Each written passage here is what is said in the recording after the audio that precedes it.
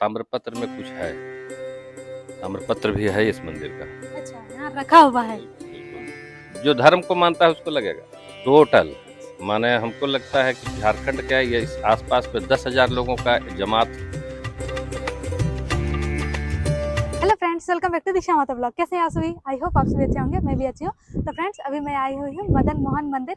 पूरे देश भर में केवल 5 ही मदन मोहन मंदिर है। 2 बंगाल में स्थित है, एक झारखंड में स्थित है और एक कुछ बिहार में स्थित है, और जो लास्ट है 5वां है वो वृंदावन में स्थित है। तो अभी मैं आई हुई हूँ झारखंड के रांची के बोड़िया में स्थित मदन मोहन मंदिर, और इस मंदिर के निर्माता जो है वो वहाँ पे जो है लिखा हुआ है, देख सकते हैं, लक्ष्मी नारायण तिवारी है उसके निर्माता, इस मंदिर के निर्माता। और इसका निर्माण जो है यहाँ पे लिखा हुआ है जो कि 1722 लिखा हुआ है, लेकिन ये जो है ये जो हिंदी कैलेंडर के अनुसार है वो इसीलिए लिखा हुआ है 1722। लेकिन अभी जो हम लोग कैलेंडर यूज करते हैं वो अंग्रेजी कैलेंडर के अनुसार होगा।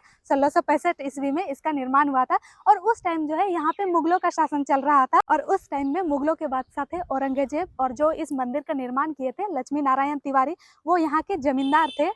1665 से अगर आप लोग जोड़िएगा तो इस मंदिर का 370 साल हो रहा है।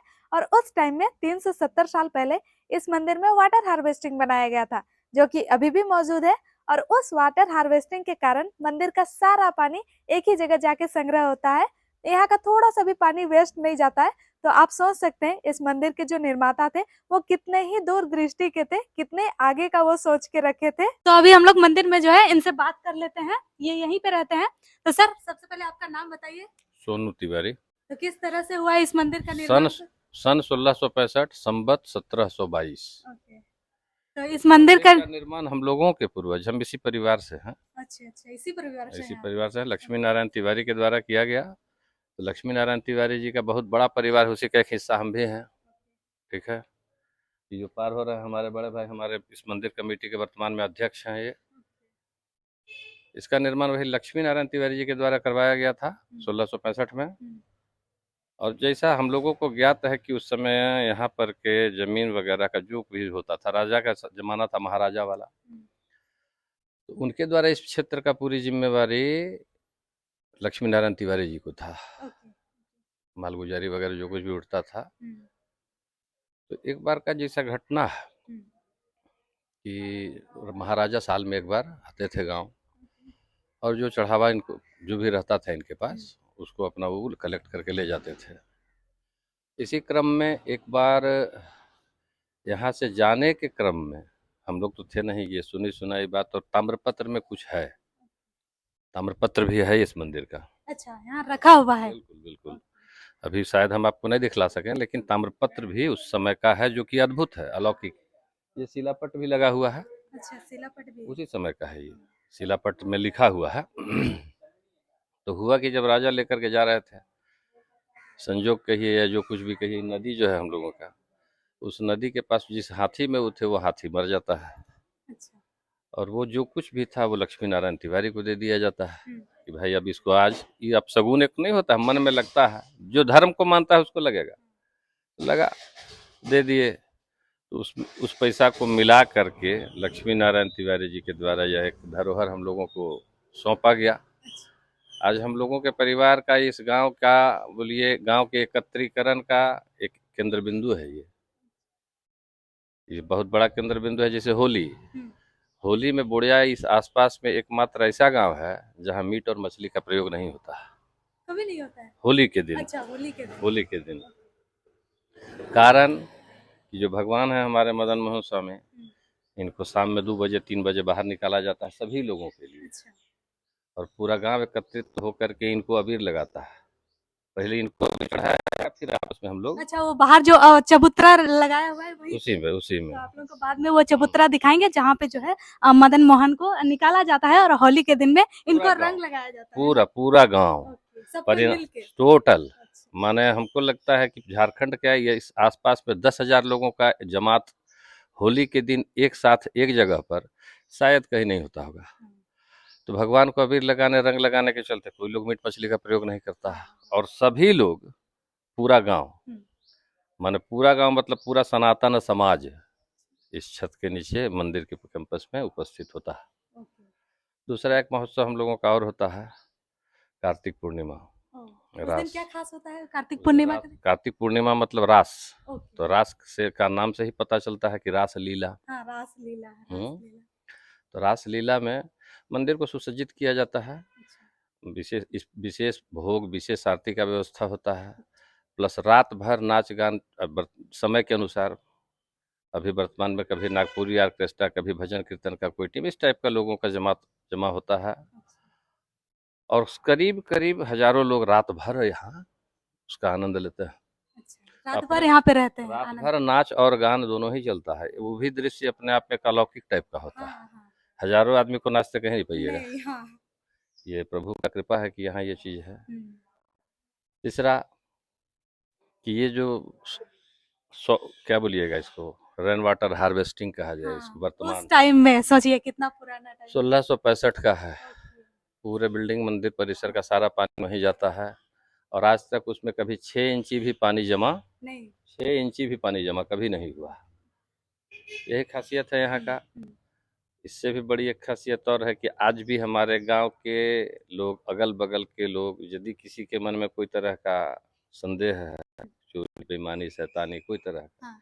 तो वो लोग यहाँ कसम खाने आते हैं। अच्छा। हाँ, ये तो हम बचपन से देखते आए हैं। हाँ। और 90% लोग यहाँ आने के बाद बिना कसम खाए हाँ। अपने आप में सुलह करके मामला सॉर्ट आउट करके चले जाते हैं। अच्छा।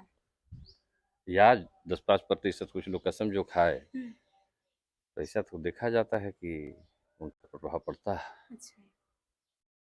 प्रभाव पड़ता है, यही सब है। भगवान साक्षात हैं हम लोगों के बीच में। हाँ, हम लोगों के द्वारा, क्या बोलिएगा, समाज के द्वारा जितना प्रचार प्रसार होना चाहिए वो नहीं होता है। अच्छा। वो नहीं हो पाता, किसको बोलिएगा। हाँ।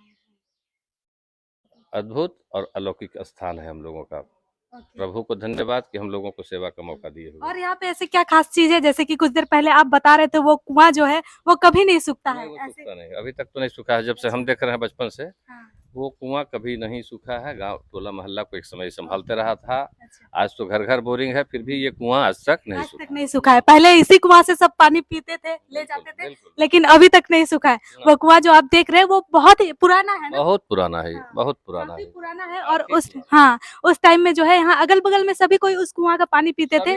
आज ना घर घर बोरिंग है। एक समय था कि यही कुआं था, दूसरा कुछ नहीं था यहाँ। दूसरा कुछ नहीं था, ना। लेकिन उस टाइम भी इसी कुआं का बस पानी यूज करते थे पूरा गांव भर में, लेकिन ये कुआं जो है कभी नहीं सूखता था ना? कभी नहीं। जब यहाँ पे मुगल थे तब काफी सारे हिंदू मंदिर को तोड़ा गया था, उस टाइम ये बनाया गया था, ऐसे कुछ सुनाई बात है क्या? 1665 में ये बना है इस मंदिर में। आज तक किसी के द्वारा कोई, हाँ, मूर्ति की चोरी, यहाँ जो अष्टधातु की मूर्ति थी सबसे पहले, अच्छा। फिर अष्टधातु सोना का, हाँ। वो चोरी हुआ। अभी तो फिर वो किस तरह से हुई, कुछ ऐसे जानकारी? क्या जानकारी, नहीं ना, किसी उस पर कोई टिप्पणी नहीं। 2014 में भी 13 दिसंबर में भी हुआ, 6 दिसंबर 2013 को चोरी हुआ फिर मूर्ति। अच्छा। 14 में हम लोग संक्रांत अति के बाद 2014 में फिर हम लोग नया मूर्ति ला करके प्राण प्रतिष्ठा किए हैं। यज्ञ हुआ, बृहद यज्ञ हुआ। मूर्ति चोरी हुई है, मंदिर पर किसी तरह का कोई ना कभी किसी तरह का कुछ नहीं। ये गांव हम लोगों का बढ़िया गांव है, अच्छा गांव है। सभी लोग आपस में बहुत हद तक मेल मिलाप करके अच्छे ढंग से रहते हैं। बढ़िया, बहुत बढ़िया जगह है हम लोगों का। तो ये सर उस टाइम जो मूर्ति चोरी हुई, तो अभी जो मूर्ति है वो किस चीज की है? कहने को तो अष्टधातु ही है। हाँ, अष्टधातु ही है, लेकिन अब अष्टधातु कहाँ, वो चीज नहीं। आजकल हम लोग सोचते हैं जल संरक्षण का, आजकल हमें सरकार बोलती है जल संरक्षण करने के लिए, लेकिन हमारे पूर्वज सोच सकते हैं काफी पहले 1665 ईस्वी में उस टाइम जो है इस चीज को पहले से ही सोच के रखा गया था। आप देख सकते हैं ये मंदिर जो है, इस मंदिर में जितना भी पानी गिरता है, जितना भी पानी जो इस मंदिर के ऊपर गिरता है, वो सारा पानी आके यहाँ पे इस जो है इसमें बनाया हुआ है, इसमें सारा पानी आके गिरता है। तो उसी टाइम जो है हमारे पूर्वज सोच के रखे थे जल संरक्षण का। उसी टाइम में उनके माइंड में जो है ये जल संरक्षण का जो विचार है वो उसी टाइम में आ गया था। और ये जो कुआं है ये भी उसी समय से है, लेकिन इसका जो पानी है ये कभी नहीं सूखा है, आज तक नहीं सूखा है। उस टाइम से बनाया हुआ कुआं। पहले जो है इस गांव के सभी लोग जो है यही का पानी ले जाते थे, यही का पानी पीते थे, यही का पानी यूज करते थे, लेकिन उस टाइम से लेकर अभी तक ये कुआं जो है कभी नहीं सूखा है।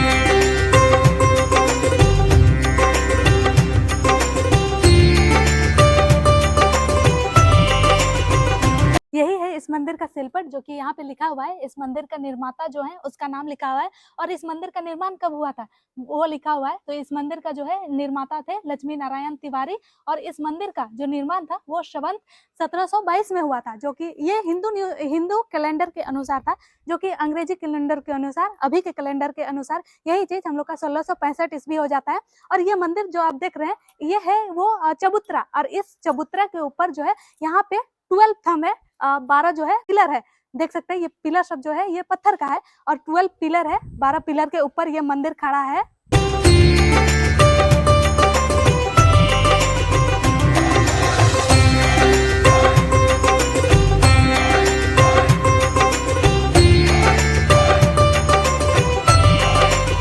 वही है मंदिर का मेन गेट, एंट्री गेट, वहीं से अंदर आते हैं। और यहाँ जो है सीढ़ी दिया हुआ है, दो साइड ये सीढ़ी जाता है, एक उधर साइड जाता है, एक इधर साइड आता है, दोनों तरफ से आ सकते हैं मंदिर के अंदर। यही मेन गेट है, इसी से सबको एंट्री मिलता है, यहीं से मतलब आते हैं सब कोई।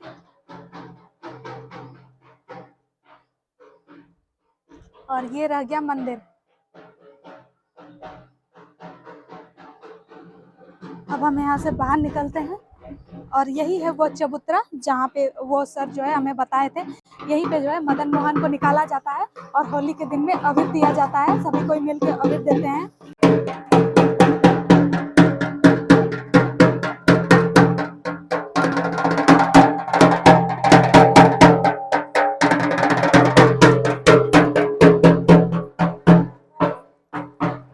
तो यही है मदन मोहन मंदिर, और इसी के जस्ट बगल में एक दुर्गा माँ का भी मंदिर है, जो कि इसी के जस्ट सामने में ही है। काफी सारे रांची वासियों को इस महत्वपूर्ण मंदिर के बारे में पता नहीं होगा। पूरे देश भर में केवल 5 ही मदन मोहन मंदिर है, उनमें से एक रांची के बोड़िया में स्थित है। ये मोराबादी से कुछ दूर आगे में है, तो आप लोग भी एक बार जरूर आइए और मदन मोहन का, श्री कृष्ण का दर्शन कीजिए। इसका लोकेशन मैं डिस्क्रिप्शन में डाल दूंगी। तो फ्रेंड्स, आज का ब्लॉग का एंड यहीं पे करते हैं। अगर वीडियो अच्छी लगी हो तो एक लाइक कर दीजिए, और एक प्यारा सा कमेंट कर दीजिए, और अगर चैनल में नए आए हैं चैनल को सब्सक्राइब कर दीजिए। मिलते हैं नेक्स्ट ब्लॉग में, तब तक के लिए बाय बाय।